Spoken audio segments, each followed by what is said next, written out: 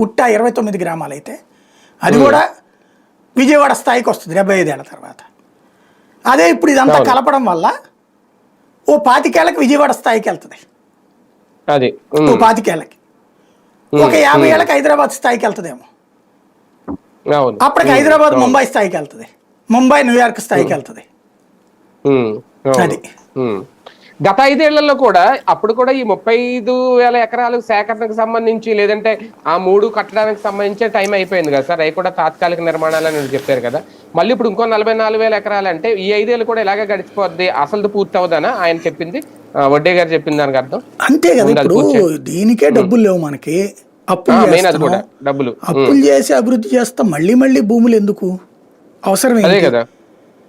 ఆయన ఓ రకంగా చెప్పాలంటే చంద్రబాబు వీరాభిమాని వడ్డే శోభనేశ్వర్. అవును అవును.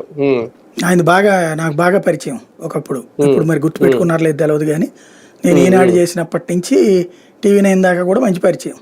ఆయన విజయవాడ టీడీపీ ఎంపీ సార్. అప్పుడు టీడీపీ ఎంపీ అంతకు ముందు మంత్రిగా చేశారు, వ్యవసాయ శాఖ మంత్రి. వ్యవసాయ శాఖ మంత్రిగా ఉండగానే అప్పుడే ఓడిపోయింది 2004లో. అందుకని అప్పుడు ఆయన చివరిలో విమర్శించారు చంద్రబాబు గారి మూలంగానే ఓడిపోయామని. ఆ కోపంతోనే దూరం పెట్టారు ఆయన్ని. అయినా ఆయన తెలుగుదేశం ఆయన కోస్తే పసుపు రక్తమే వస్తుంది ఆయనకి. కాబట్టి అంటే ఇంటలెక్చువల్ పర్సన్ అతను.